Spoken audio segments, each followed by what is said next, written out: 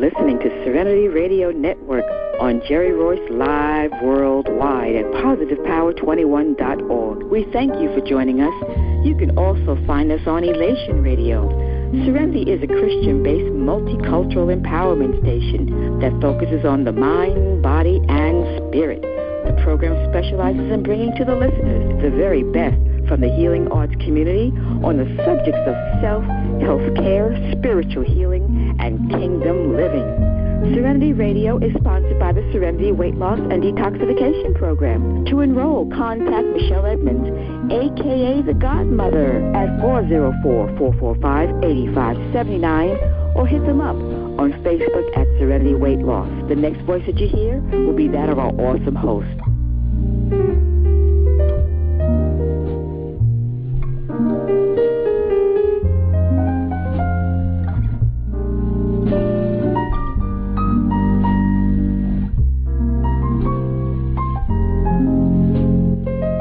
Well, good evening, everyone, and thank you so much for joining us this evening. I am Andrea Nichols-Coleman, and I am joining you this evening with Tracy Bacani from Australia, and we're so excited that you guys are taking the time out of your day to join us here this evening and to talk with us.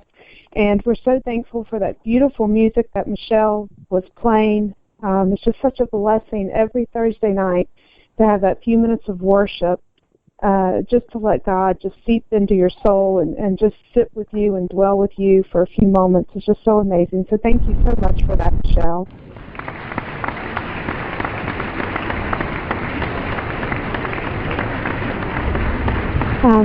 So I want to start this evening off with a prayer. I always like to open in prayer. And then I want to...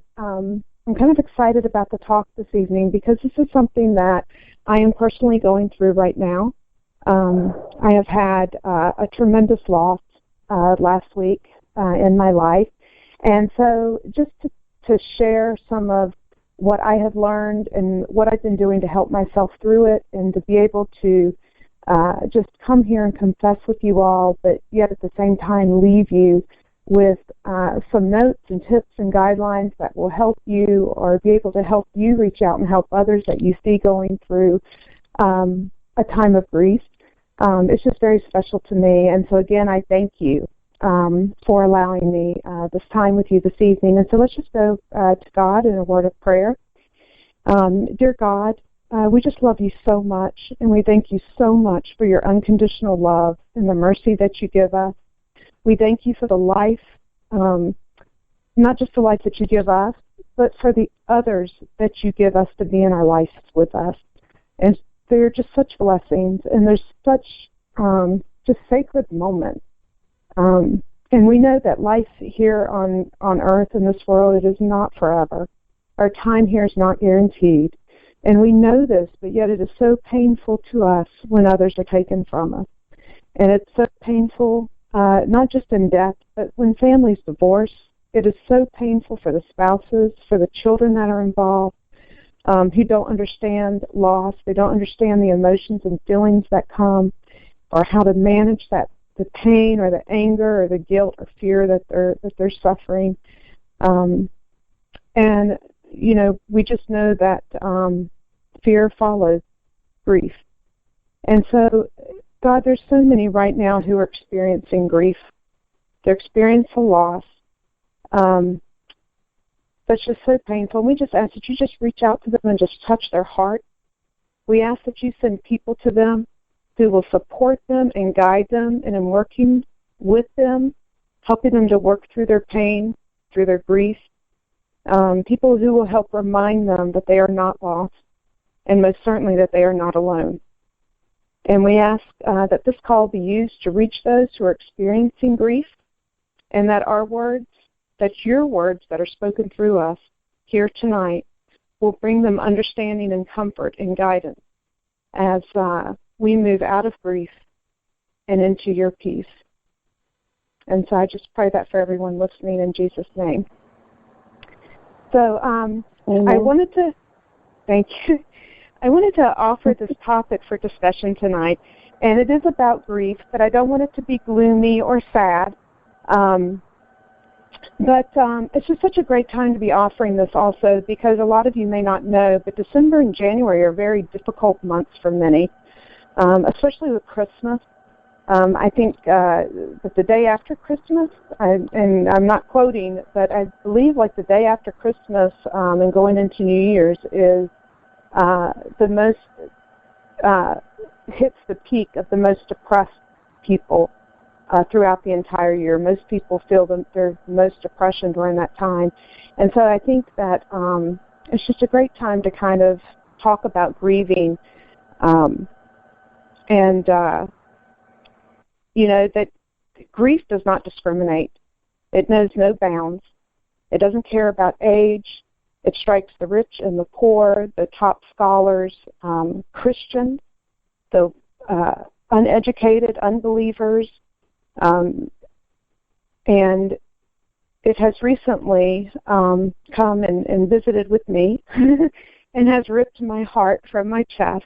But as I reached out to support the other family members and the other friends who were also affected by this loss, and many of them at much deeper levels, I saw how broken and how lost they were, and how angry and how alone they felt, how much guilt they had.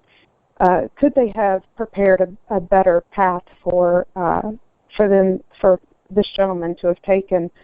And so for me, I felt so blessed that I have the education that I have, and that I have the understanding of the body that I have, and that I was able to come home, and even though I was feeling a lot of this, I was able to support what my body was going through, and support it with nutrition and with food. And I think that's something that we don't think about a whole lot.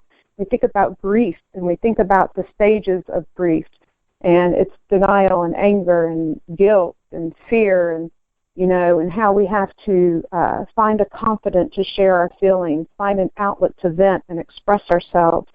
And we see it as such that they're feelings, that when we experience loss, it's all about feelings, and it's not. It's not all about feelings. And there are actual chemical, physical changes going on in your body between your organs.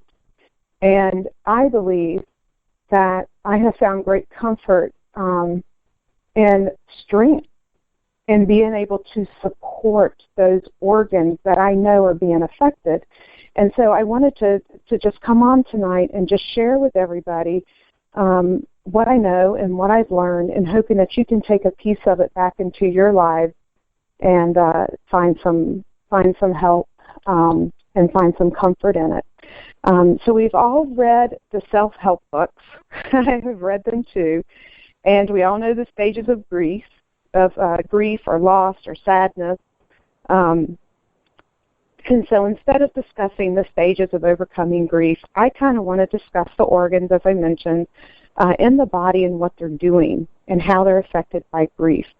And many of us know that when we experience grief, we move through denial and anger and guilt, a deep sadness that we need to vent and communicate through art, through exercise, through prayer, or find other means of support.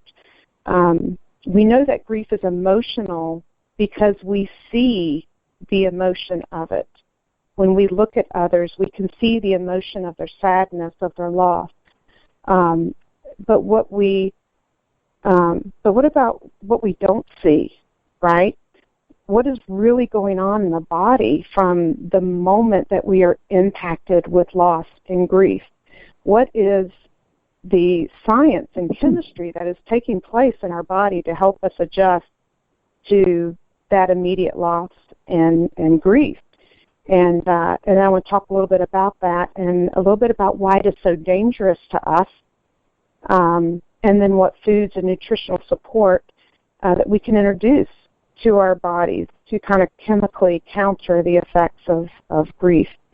And so, the loss of a loved one can be a life-shattering experience. Loss can come by death. Loss can come by a divorce. to the party who doesn't want it. It could be a fight with a best friend, a lifelong friend that has walked years. It could be 3 years, 10 years, 20 years of your life with you, and now that they're gone. Grief could be an animal, your pet that's lost, that's run away, and you can't find it. So it comes to us in a lot of different forms. And all of these different types of losses, they bring us a lot of pain, and they leave you feeling sometimes literally like you cannot breathe. And so this loss not only affects us physically and emotionally, but when it lingers, right, that's lost. And when it lingers is when we start to experience symptoms of grief.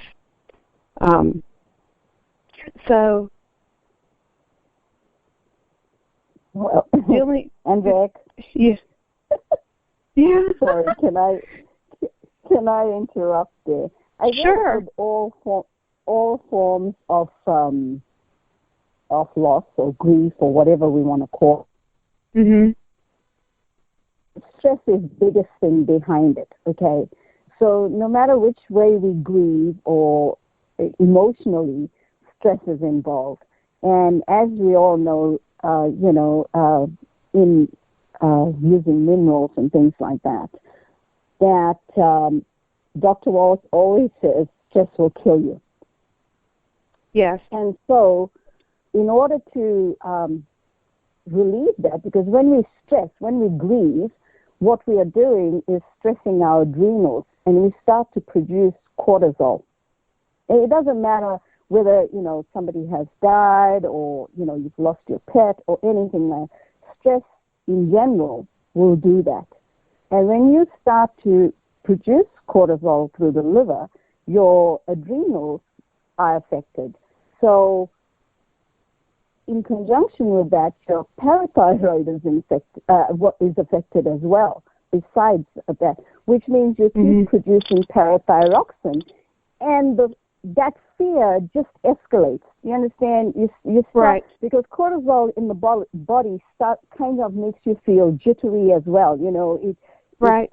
It's a strange feeling that people have, and you don't know what's causing it, so you stress even more about that. You eat, so food would stress that as well. So that's the emotion we all have to overcome. This try right. to and it actually starts, but it actually starts before the adrenals. The adrenals are a reaction and are not the start of it. And so if you look at the very first reaction of the body to a loss, when a loss occurs, on the contact with that stressor, right? And as we mentioned, it could be any grief, but at that very moment of loss, the brain translates the stress of that loss or the stress of that grief into a chemical reaction in the body. And this actually takes place in the pituitary gland. So the pituitary gland is that first reaction, right? And we mentioned a little bit about that. And for those of you who don't know, the pituitary gland is located at the base of the brain, just above where your stem cell comes into your brain, not in the back. A lot of people think of that as the base of the brain. But it actually produces a hormone, ACTH, and this ACTH, when it is released, it's meant to be a reaction of one of protection, right? When the body releases this to any kind of pain, it's actually meant to be a protection for the body. And so this reaction is protective, and it's one, in essence, makes the body ready to go to battle, right? And so what happens then when that ACTH then travels from the pituitary gland then to the adrenal, you have a second chemical reaction happen there, and that's where the cortisol is released. And again, it's a very creative and a very clever design, because the release of that cortisol then is supposed to, when the levels of cortisol reach a certain height, it is to send a signal back to the pituitary gland to shut off the ACTH, right? And so when we look at that process there and all the different things that can go wrong in that process there, it's designed for fight or flight, right? Exactly. But a lot of times when we experience grief, sometimes our losses, the stressors, just bring more multiple stresses onto us, right? It could be a wife who loses her husband and therefore income. And so now not only is she dealing with the stress of the loss and the sadness of the loss of her husband, but now how is she going to pay the bills? How is she going to care for the kids? Where is she going to find a job? And so that's where our bodies start to find trouble, because once you have that continued loss and that stress and another stress and another stress, then the pituitary gland doesn't shut off. It keeps sending out that ACTH over and over again, creating that basically comes from fear. You know, when we lose anything or somebody dies on us, the first emotion that sets in is fear. And, you know, that's where it starts. Because when you're afraid of things, your body goes into a panic state. And, of course, you know, we are designed in that way to shut that system off so that you don't overload it with cortisol. Because when cortisol is in your system, the natural mechanism, when it reaches that high, is to black you out for a few minutes to protect itself. Okay, so you notice when people at funerals all of a sudden just fall down. They faint, yeah. Yeah, it's because that system is there to protect itself. And that's where we have to start to understand how emotion affects us, you know, and the like you said, the 5 levels of emotion, but within those 5 levels is fear and love. And how that works as well in conjunction with the foods as, you know, as a whole. Right. So, you know, people have to try, and it just builds up. And it just doesn't go away. It doesn't go away, and it brings more trauma. It continues to bring more stress, because as you reach those high levels of cortisol, one of the things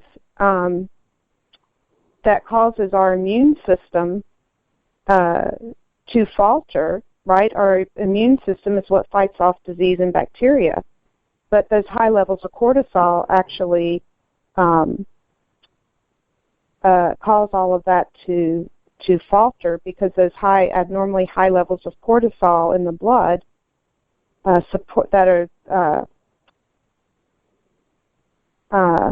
just lost my train of thought for a moment, but it shuts off the function of the thymallus, which is what produces our white cells, right? And so those high level of cortisol, so not only do you have this great loss, not only do you have these other stressors that are coming as a repercussion of that great loss, but now you have opened yourself up because of those high levels of cortisol, and it causing a dysfunction in your thymallus to produce the white cells, which fight off our immune system, fight off our viruses, our bacteria, even fight off cancer cells, right? Now that's not functioning effectively. And so you start to see these sicknesses. You always see people who are stressed out, and, you know, they end up being susceptible to head colds and allergies, and they catch everything under the sun, or it can even be more extreme cases, right? You have to look at Debbie Reynolds, right, who passed away the day after her daughter, Carrie Fisher, died. And so if you look at the way that the body works, and you look at the stress that she must have been under, and the high levels of cortisol, and you could speculate, right, what could have been lingering in her body that now she didn't have the immune system to fight off because of those high levels of cortisol, and it just overcame her body. And so the possibilities of that, and we always see so many people who, spouses, the wife passes away and a week later the husband passes away, and we find comfort in saying he died of a broken heart. And but knowing the way that the body works, you have to speculate and look at the possibility of the high levels of cortisol from all of that stress not allowing the immune system to work functionally, and just the dangers that come with that. And so I just kind of wanted to touch on that part of the body and what the body is actually doing, and there's a whole lot more to it. That's just 3 organs that were covered. But you see just the havoc that those 3 little organs not working properly in the body, what it can create, the havoc it can create in the rest of your body, and bringing future ailments and future stresses. And so I just kind of wanted to start with that and share that, and just really share some ways that I feel like I was able to be stronger, and because of that I was able to be stronger for the other people. But that some of the things that I knew to do was to revert back to how I was eating, and to revert back to nutrition that I knew I could take, or that I could double up on, that would bring extra support to my pituitary gland and my adrenal glands and my, thalamus, just so that I know that my body, my immune system will stay as strong as it can going through that. And so I kind of wanted to share that. I think we lost Tracy. Are you back with us?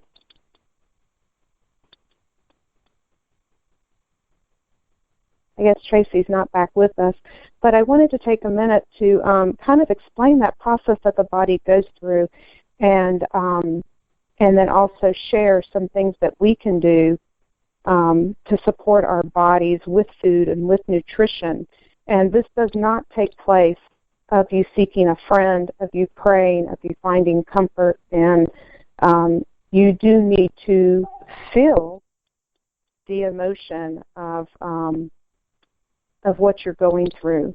You need to cry. You need to hurt. You need to be angry. You need to feel guilty and wonder, was there something I could have done to stop this, prevent this? But you need to move through that also into a place of peace where you can love again. And so some of the things I just want to share with you when we talk about supporting these organs with the pituitary gland. We'll just start with that because it's the first gland that's affected and reacts. But manganese is an amazing nutrition and supplement. It's a mineral. It's responsible for many of the biochemical reactions in the body, and it is a necessary nutrient for proper brain function. And so the body will store or contains about 15 to 20 micrograms of manganese, and it's mainly stored in our bones, but there is a portion of this that is stored in the pituitary gland, and it is a very important part for your brain chemistry and for proper brain functioning. And it's important when you're under stress that you have the strength of your brain functioning properly, because it can just lead to more chaos if it's not functioning properly. But the pituitary gland has a natural liking for manganese, and the antioxidant and manganese properties, it protects your nervous system, and it keeps the pituitary functioning properly. And you can find this, and naturally in food you can supplement. I supplement with it, but you can find it naturally in your leafy greens and in nuts. You can find it also in whole grains. But now I'm not a I'm not a big believer in eating whole grains. I do try to eat grain-free. I definitely eat gluten-free. But for those of you out there who do not follow that type of diet, you can find this in whole grains. Another nutrient that is very important to the pituitary gland is our vitamin E's and our vitamin D's. They're effective in stimulating the pituitary gland. Vitamin E is also a very strong antioxidant, and it has the role in our hormone production, and that is a hormone. That ACTH, it is a hormone that's being released from the pituitary gland. I think a lot of times we think of hormones and we think of, progesterone, estrogen, but everything in our body is run by a hormone. And so vitamin E plays a huge role in hormone production and aids in protecting the pituitary gland from free radicals that can decrease the pituitary's ability to function. Vitamin D plays a tremendous role in the pituitary gene expression and the cellular growth of the genes and tissue that make up that organ, and also in the ability to secrete hormones. And so I just kind of want to share those things. When we talk about the adrenals and things that protect our adrenals, I like to take a lot of vitamin D. And, of course, if you're not supplementing, you can find things that will protect and support your adrenals is fatty acids, coconut, olives, avocados, vegetables like cauliflower, broccoli, and Brussels sprouts are fantastic for supporting the adrenal gland. Now, if you have thyroid issues, you want to stay away from cauliflower, broccoli, and Brussels sprouts. But if you don't have thyroid issues, those are tremendous vegetables to go through. And then fatty acids, fatty fish like wild-caught salmon is a tremendous support for the adrenals. Chicken and turkey, if you eat poultry, nuts like walnuts and almond seeds such as pumpkin or flaxseed, and then kelp and seaweed are great sources also. And I have a lot of people don't realize that they'll get kelp for the iodine benefits of it. But kelp actually comes from bladderwrack. And so I like to supplement. I have learned that the whole plant is important, and not just the seed, not just the skin, not just the pulp, but the entire as a whole all has specific micronutrients that work together. And so I like to supplement with the whole bladderwrack for that. And so one of the other things, too, that you want to look at that you can support yourself through food and through nutrition is when you start looking at cortisone. There are certain foods that you can eat that will actually lower the cortisone levels in your body. And you can get high-quality sources of protein to help decrease your cortisol production. Whey protein, eggs, lean animal meats contain amino acids that are essential to survival. And by taking in 15 to 30 grams of protein every 2 or 3 hours, you can drastically blunt the cortisol production. And so some other useful protein supplements. Sorry, guys, I dropped out. Oh, that's all right. Our rice, pea. Michelle, is that okay if I mention hemp on your on the radio station? But that is hemp's another great way that will dramatically decrease your cortisone levels. And Tracy, what? Rice and peas, did you say? I said rice, pea, and hemp, and vegetable proteins is what I was getting at. I don't know about pea protein, and okay. I think all depends on your blood your blood type. Those things can greatly increase your cortisol levels as well. If I know pea protein in my blood type does that, raises that. So from that perspective, protein, and you're a B type, is that right? Yes, I'm a B type, and pea protein or chickpeas, because that's what they use, chickpeas. Okay, the protein from that is not for our blood type, and so it can cause a stress in our system, which means it's not helping us. So what would you go to decrease your cortisol levels? I would stick to just the salads and the natural proteins that we have to eat. And of course, what I usually gravitate to is minerals, our plant-derived minerals, to do that. And of course, meditation and trying to looking at it that way, that's what I would do to get my levels down. But, what about fruits and vegetables? Do you have any? I don't eat fruits. Being a B blood type, I don't have any sugars, so I don't eat any fruits. But I also don't gravitate. Trust me, I don't gravitate to food anymore to give me comfort or solace or whatever.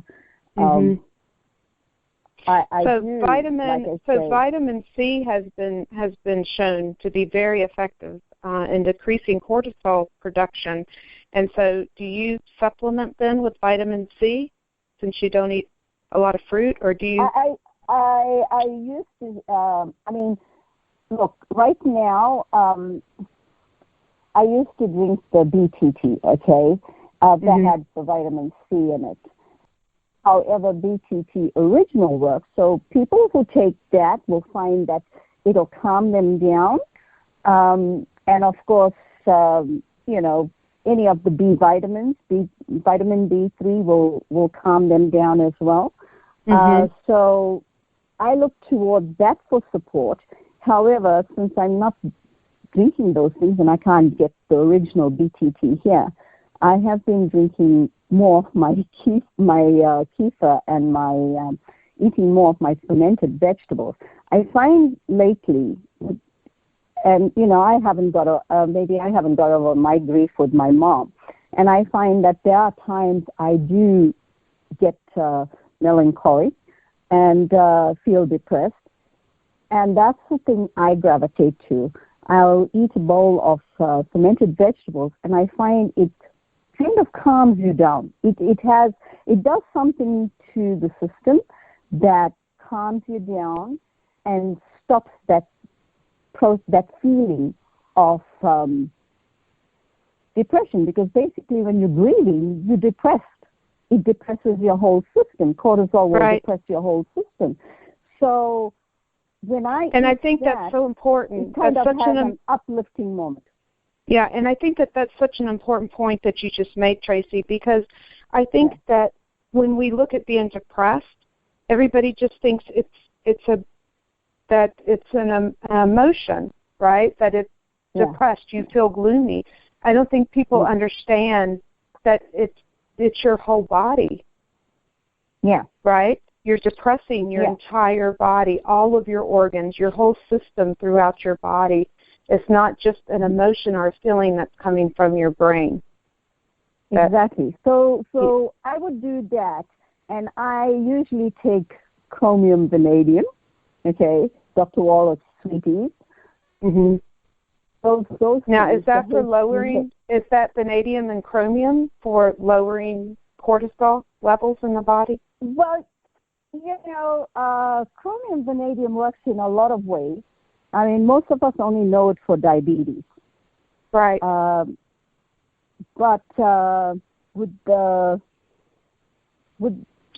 But it also works on muscles, and it works on, other things in the body.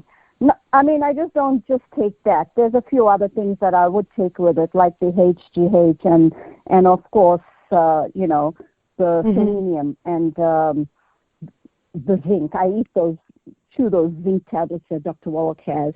All right. So all those things work in conjunction. And I find, and I drink ACT Energy. Okay, that's my biggest go-to besides the vegetables, the fermented vegetables, because in ACT Energy, and let me talk about that because that's something that I have been using for the last 6 years regularly every day. Okay. Is something that has a lot of vitamin B3 and B6 and 12 in. And when I drink that with the chromium, vanadium, and the HGH, I have this, and of course eating my vegetables, I have this uplifting emotion. I feel like my system is coming out of this depression. And as soon as I feel that is what I go to, because it makes me feel happy. And I think when you're happy, your cortisol levels drop. Because I don't know what Dr. Wallach has in ACT Energy that does that for me. And okay, because I was getting ready to ask you for the callers, for the listeners who don't have access to this product in their kitchens right now. I was getting ready to ask you, what foods would you suggest that they pull together to mimic what this supplement does for you?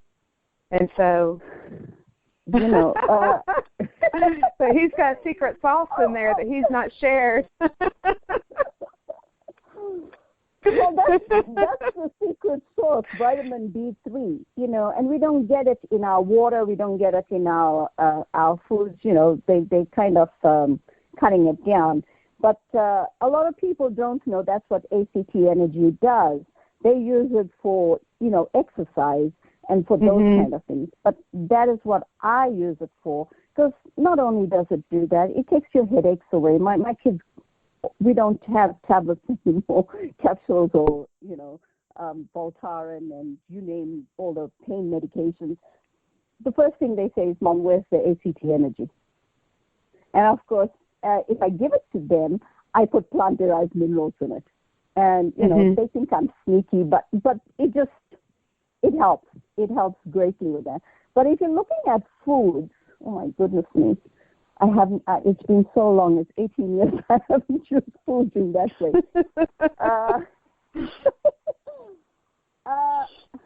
God. Yeah, I look at a health point of view, I wouldn't want to make anyone sick. I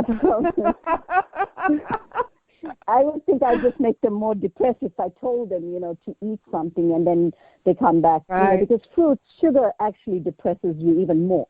Right. If you go and eat sugar, you'll find you'll become depressed as well. So, and of course, looking at cherries and mangoes and all those things, after eating them, about 10 or 20 minutes later, you're just feeling down in the dumps and you're wondering why. And it's because the sugar has depressed your system. Well, tell me, so you can get a lot of these vitamins from the fermented vegetables, right? Yeah. It doesn't have to be fruit. No. You can get it from your fermented vegetables, and you can get it from your fermented tea, which is a strange thing, because even that gives you energy. It kind of gives you an up. I don't know. It feeds your microbiomes, okay, and makes them happy, because basically they like the probiotics and the prebiotics, and they are able to utilize and use the vitamins from whatever you are eating.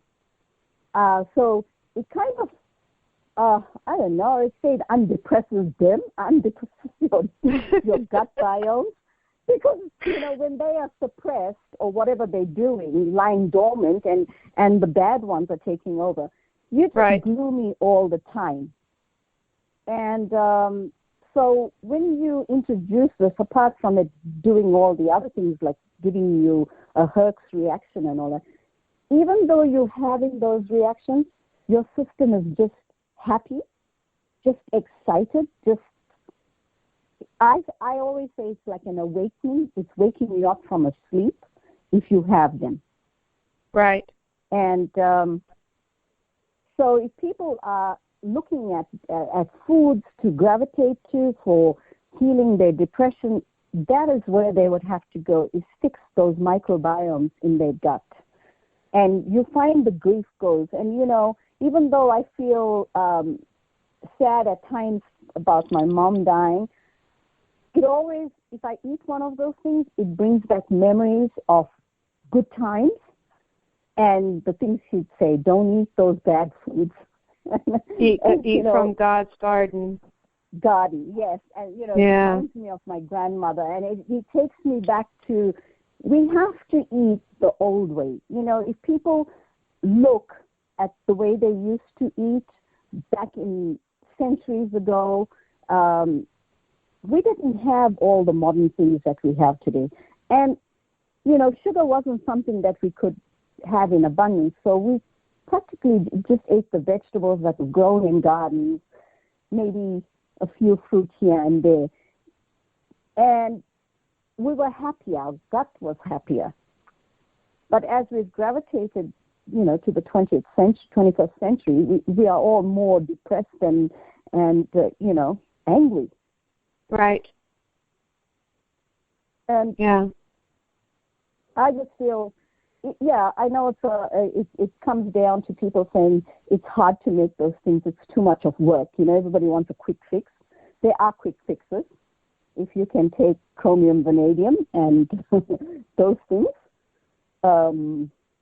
like chromium, vanadium, copper, selenium, zinc, your osteoFX, your EFAs, your plant-derived minerals, your HGH, trust me, you would be on a high all day long. And it's something that people want, you know, and alcohol, eating bread, eating sugar, eating all those things is not going to give you that high. Smoking and drinking will not give you that high that the body can give you. Right. Naturally. Right. Yeah. So that's where I would go, and I'd say it gets rid of your depression. It wakes you up. Right. And doctors always said that. So and it allows everything, right? It's just it just never ceases to amaze me how, you know, you always hear the term how wonderfully made that our bodies are. Yeah. Right? They're just wonderfully made. And they are. I mean, just how when you take care of them and when you give them the food that they're designed to eat. Exactly. Right? It just has so much more of a positive outlook, more happiness, even through those dark times. Right? Yeah. And you can think logically. Exactly. Through those dark times also, right? Yeah.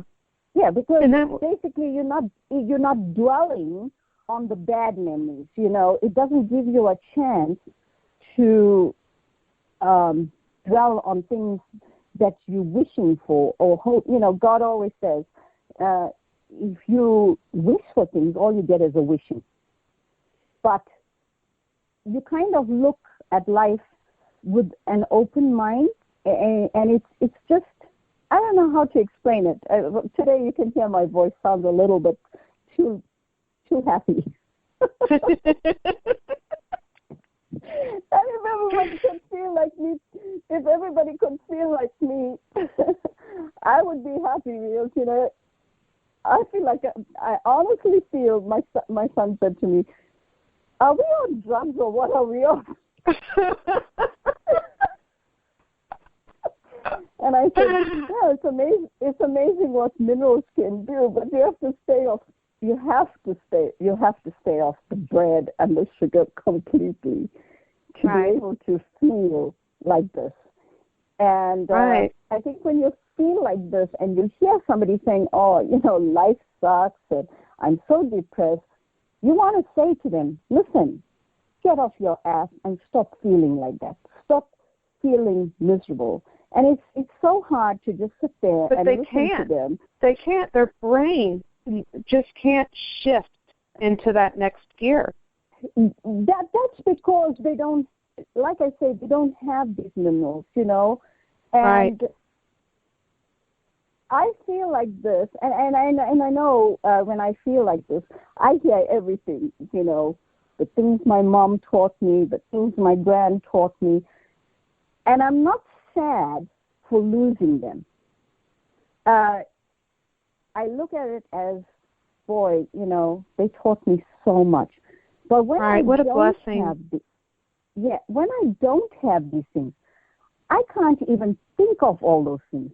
All I'm thinking is, I wish my mom was here. I wish my grand was here. I wish I paid attention. And, as children growing up, maybe we all, in the sleepwalking stage, like Dr. Wallach says, we are all sleepwalkers with our eyes open, and we don't see it. I always felt that I never learned anything. I wish I was as, brilliant as somebody. But when I don't eat the stuff that clouds my brain and makes me feel depressed and makes me, and when I hear people saying, oh, no, I don't want to do that, it's too expensive, I'm like, okay, just get lost. I don't want to hear. I feel like Dr. Wallach. I want to say, just get out of my life. Move on. Let me see the next person, even if it means them feeling bad about themselves. That's not my problem anymore. It's theirs. I don't see it as that. But when I'm down in the dumps, then I am just as bad as them. Every negative thought is running through my brain. And, it just kind of pulls you down further and further, and you don't know, you want to say you're spiraling out, you fell off the wagon and you did all these things. But when you leave if you leave all the things out, the bread, the sugars, the fruit, and just stick to your greens and your proteins and those kind of things, and take your minerals. If you have to supplement, you don't even have to do that. If people haven't got the minerals, if they just stuck to your fatty acids. Yes, your essential fatty. Eat the fish that's full of essential fatty acids, like the salmon and the trout and all those things, and just the vegetables, steam them or have them in salads and steamed with butter and salt, and in the process of that included the fermented vegetables, which not many of us pay attention to, and we just think it's it's a whole lot of hogwash. You'll find that you will get past that. You will actually feel alive, even if you didn't take those minerals. But the minerals are important in quantities that your body needs. However, you don't need that. But you have to do the things that would make you happy. And making those things yourself is heaps better than going and buying them. Okay, because I could say, go buy kombucha and go buy kefir and drink it. Don't make it. Go do that. You can even buy fermented vegetables in a shop. But in order for those things to be on the shelf, they have to chemically shut them down as well.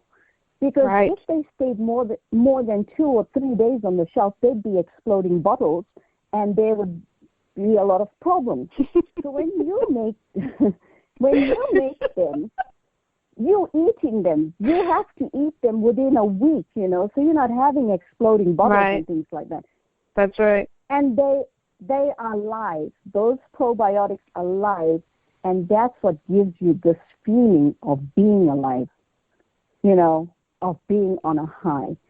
So if somewhere along the way you have to give in and make them yourself, because trust me, I drank bottled kombucha. And within seconds of drinking it, all of a sudden I was like, why am I so depressed now? By the time I got home, I just had this feeling like life sucks. And yet prior to that, I wasn't feeling like that. Right. So I couldn't work out what happened. And, of course, I went to sleep for a little while and then got up with like a raging headache, joints paining, just feeling down in the dumps, just so low, going from one high to a low like that. And I lay there thinking, what the hell did I do? You know, not realizing I drank bottled kombucha, not realizing that that could be the problem. And then, of course, I got up and I looked around and I was like, what do I missed my mother. I wanted her wisdom. Is that telling us we got to get off? I think it's that's our curtain call. but you know, I think it is. Yeah, it's a wrap up. But that's, you know, as I walked into my kitchen, I opened the fridge and I looked in and I saw the vegetables and I took them out and I ate them. And there's something about fermented vegetables. You know, I hope people understand that fermented cabbage or the kimchi or whatever can actually wake your system up, take you out of the doldrums that you are in and that you're spiraling out into. So, you know, that's where I would go with it, to get rid of my grief and anger and envy and whatever we all suffer, you know. And then have this positive attitude. We're supposed to all be, you know, loving people and not... And supporting one another and... Yeah. Right. And not looking at our losses, but looking at our blessings. And one of the things I always say to myself all the time, what would love do now? Yeah. That's very good. You know, that's very profound. Yeah. What would love do now? You know, if I'm feeling so down, what would it do now? And of course, it makes you think then. What and you it's want the to true do. use. And it's the true use of the word love, because we use love as what am I getting, what am I feeling, but that's not what the word love is. It is something you give away. Yeah. And you know, of course, you look at fear, and you know, we have 5 minutes, so we look at fear, and you know, fear is what's the definition? Fear is an outgrowth of love, you know, and when used effectively, it expresses love. And you know, people may say fear expresses love, but it is the highest form, because, you know, everything expresses love when the expression is at its highest. And I say that because, you know, we look at people like even a mom who may, you know, a kid is running in traffic and a car is coming. You are fearful for that child, yet you run out into that traffic to save that child. Right. And it's your highest form of love. You know, you do it regardless of whether you're thinking, oh, I'm so afraid I'm going to get killed. You know, you just unconsciously just do it. So when we look at that, you know, all these things, love and fear work together. And basically when we're depressed and everything, it's the fear that we're looking at. How am I going to pay this? How am I going to do that? How am I going to live without this person? You know, what are my kids doing? Where are they? But when you work in love and you're saying, well, I leave it in God's hands, and I know they'll come home safely, you kind of find that reverses that depressed state. It'll actually lower your cortisol levels when you do that. Yes, right. So before Michelle puts on her music again.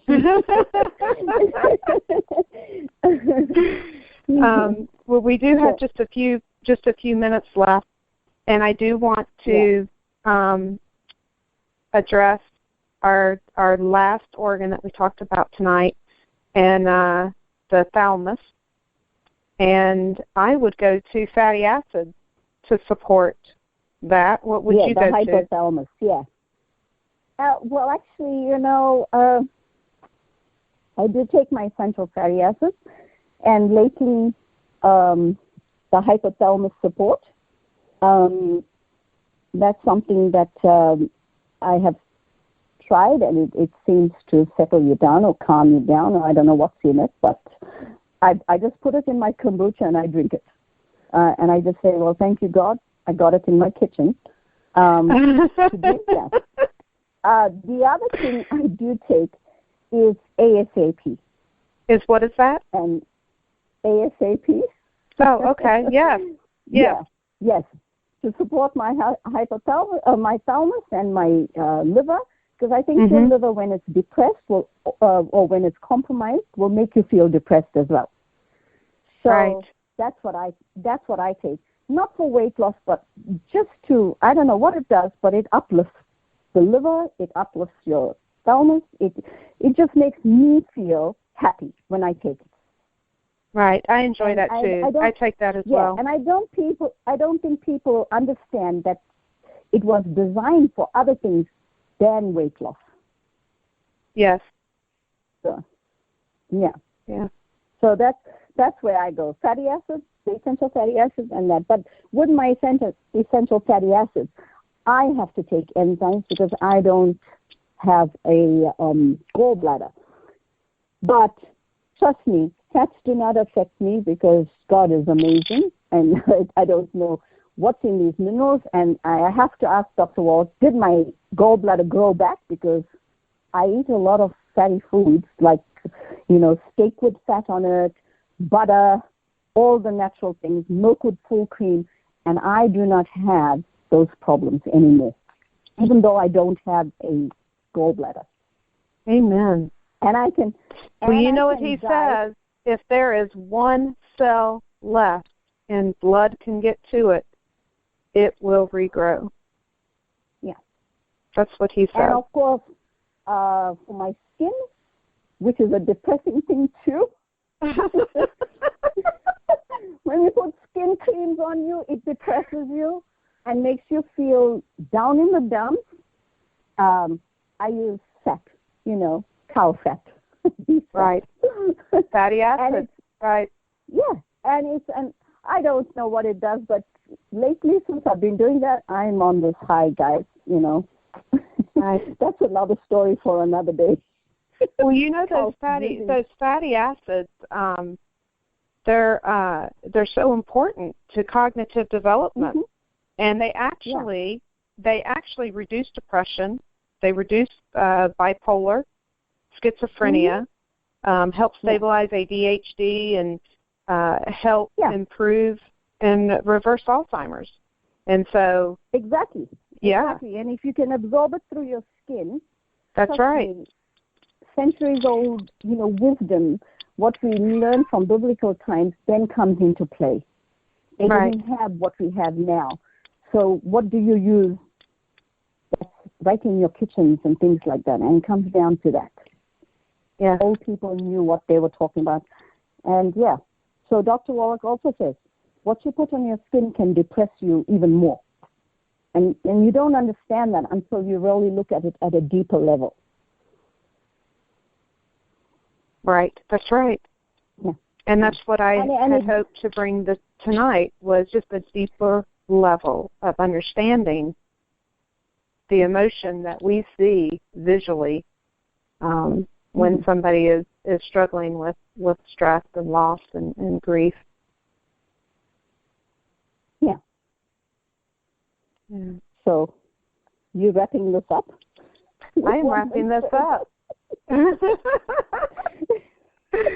Thank you, Tracy, for being here with me this evening. Sorry, I love, I could just listen to you all night long and learn from you, and I just so appreciate you so much, and I thank you for that. And God, I just want to thank you for everyone who joined us this evening, and I just ask for many blessings to be bestowed upon them, and that you heal hearts, and that you bring speedy recoveries for everyone in earshot of our voices this evening. And just thank you for the time that you came here, Lord, and spent with us tonight. In Jesus' name. Amen. Thanks, Andrea, and thanks, everybody, for having me on. And thanks, Michelle and Mark Denning, wherever you are. We love you, Mark. Oh. So, we'll see you all next week. Yes. So good have night. a good weekend from me, and Andrea, we're always in touch, so we'll talk. Good night, everybody. Good night. Lord, we come to worship you, for we are not ashamed. Lord, we come to worship you and praise your holy name for who you are. And for what you've done.